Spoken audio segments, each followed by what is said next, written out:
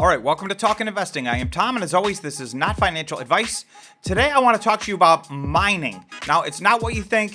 Typically on this channel, we talk a lot about Bitcoin mining. However, today I want to talk about actual mining out here in the real world, mining of minerals and materials. We've dabbled in this area on the channel before. We've done a couple of videos on some gold and silver miners, but I want to talk about why I think there's a unique opportunity, regardless of what the overall market does. I do think there's going to be a bull market in some of these mining companies. I've been leaning in this direction. We've been talking more and more about this on the channel. We do have a bunch of members that I know are very interested in mining stocks, and I would ask everybody to drop in the comments below. If you're trading in mining stocks, we got to do our due diligence and pick the winners, but I do think there will be a lot of mining companies that see a dramatic increase. A lot of this has to do with two things. Number one, supply chain, and number two, really the United States government I'm talking about in specific, although governments all around the world are doing similar things. Events in recent years really pointed out some major flaws in our supply chain, and it seems like steps are being put into place to try to counterbalance that. I want to start with an article that was in the Wall Street Journal today and go through this. This is kind of a launching point for why some mining companies, I think, are about to enter a long-term bull market. Okay, so this is an article in today's Wall Street Journal. The new EV rules mean fewer models eligible for tax credits. Don't forget to subscribe to the channel and smash the like button. YouTube activity is way down lately, so it really would be a huge help to the channel if you would subscribe, smash the like button, and you can also hit the notification bell if you're interested in getting notified every time we make a new video. Okay, and I'm not going to read this whole thing word for word. I just want to hit some of the highlights. The Biden administration detailed new criteria for an electric vehicle tax credit program, a change that officials said they expect will reduce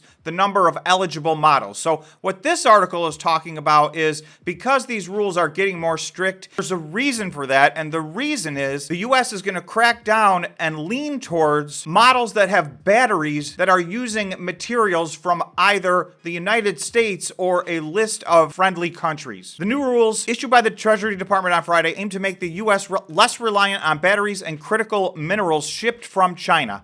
For car buyers to claim the full $7,500 tax credit, the battery must contain set amounts of components made in North America and critical minerals sourced in the U.S. or from certain friendly countries. So there is an exact list of these countries, and you'll be surprised at some that are not on the list. The program is part of the Inflation Reduction Act, a broad clean energy tax and healthcare law passed last year. It is designed to make electric vehicles more affordable and accelerate the shift to clean energy and updating a previous tax credit program. So this is all part of the Inflation Reduction Act. As investors, what our job is to do is dissect this stuff and see if there's opportunities inside here. Okay, while companies have increased assembly of electric vehicles and batteries in the US, China dominates the global critical minerals supply. Quote, put simply, we want to end this over-reliance, an administration official said, and we have tools in our tool belt. So this is one of the tools in their tool belt, and I am going to get to some other things as well. Okay, when the new rule kicks in, and that's going to be in April, a vehicle will need to meet the critical mineral rule to be eligible for the $3,750 of the tax credit, so that's half the credit. This requires that at least 40% of battery minerals based on value be extracted or processed in the U.S. or countries that have free trade agreements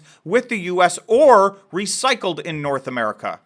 That ratio will rise to 80% by 2027, so that's 3 years from now. To qualify for the rest of the credit, vehicles will have to meet the battery component criteria or at least 50% manufactured or assembled in North America, climbing to 100% by 2029. The guidance released Friday spells out how the company should calculate these percentages. Okay, the Treasury Department listed more than 20 countries, including Australia, Canada, Mexico, and South Korea, as free trade agreement countries that qualify under the critical minerals rule. While a recent announcement to forge a bilateral critical minerals agreement added Japan to the list, the EU and the UK remain ineligible. The EU and the UK are clearly friends and allies of the United States, so for the time being, for whatever reason, they do not qualify for this. So it is a limited list, and I think the point of this, the main point of this, was to try to drive most of this to North America and more specifically to the United States. However, Canada is extremely rich in minerals, so they will also be a big beneficiary of this. Quote, we're quite optimistic that we can reach an agreement of the same sort of substantial scope as the Japanese, the EU's executive vice president and commissioner for competition said Thursday. So you can see the EU is trying to move to get into this group.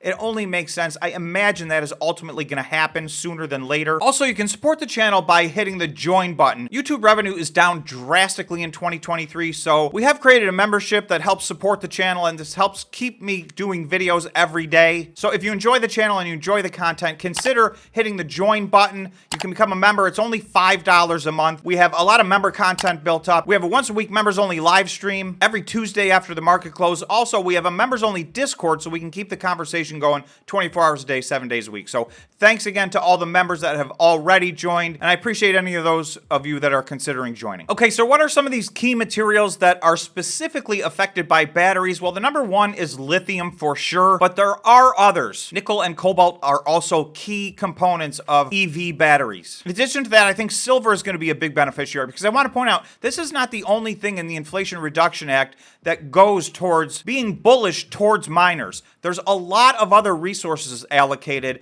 For one, uranium, which we've talked about on this channel, there's over $6 billion that's set aside to give to North American uranium miners. North America is very rich in uranium. The United States and Canada are two of the largest uranium-rich countries. However, the United States has almost completely ceased operations of mining uranium. With the government money that's going to be put into there, I do think there's going to be a lot of companies, and it has already begun, that are starting to kick back into gear. It's going to take a while, but I think we're only at the very beginning of what could be a bull cycle for a lot of these different materials. Silver is obviously its own case. Silver has massive use case across a lot of different industries, so I do also think this will be a big beneficiary. For totally different reasons, I think gold is probably going to be a decent bet for the next several years. So the gold miners probably will have some smaller benefit, but I'm not really focused necessarily on the gold miners. You guys let me know in the comments if you think the gold miners are going to participate in this bull run the same way that some of these other miners in materials like lithium and cobalt and silver and nickel will benefit. I'm just going to quickly take a look at the silver chart, because you're going to see all of a sudden silver here in March has had a big push to the upside. Now, all it really did is get back to where it was in January of 2023. So there was a big dip, but if you look, just since March 10th, so today's March 31st, silver is up essentially 20%. So can it break through this line right here? It's at a line of resistance. If I zoom out, you'll see this chart goes all the way back to August of 2020, and you'll see somewhere in the 26 range, there's some resistance. And then really between 28 and 30, there's been major resistance. We haven't broken out of that in many years, but that's potentially another 20% run up in silver. Obviously, the silver mining companies would be a beneficiary of that. You could place silver directly. But again, silver is only one of the things that I'm looking at. For the rest of them, I'm not necessarily looking at buying the raw materials. And I know a lot of people like to potentially physically own some silver and gold. So also, obviously, that's a long-term strategy that you may be interested in. But what I'm really more specifically looking at is what are all the different pieces of this Inflation Reduction Act that are set aside. There's big money, billions and billions of dollars set aside to go towards companies that mine crucial minerals. So again, I know a lot of the members on this channel, and you can hit the join button to become a member. A lot of the members do have interest in mining. They've recommended several mining stocks, so I know there's some knowledge base in our member group. So this is an area I'm going to start building out and talking more and more about. So, you know, like I said at the beginning, for most of you who know this channel, we are a Bitcoin mining channel. So we've been talking about mining for many years, but this is traditional mining, and I will be spending more time on this. I'm not going to get away from Bitcoin mining. For those of you who are wondering, I'm still very bullish on Bitcoin. So, you know, one thing does not affect the other. I just think I see another potential bull market here in an economy and a market where I'm not sure where the bull markets are going to be. These seem to be a few opportunities, in my opinion, for potential run-ups in the short term, medium term, and maybe even in the long term. Drop me in the comments below what you think some of the best up-and-coming mining companies are, or it may be some already well-established mining companies that you think will be a big beneficiary of a lot of the changes in these rules. Okay, so if you made it this far, please remember to subscribe to the channel, smash the like button, and hit the notification bell. Thanks for watching, and we will see you in the next video.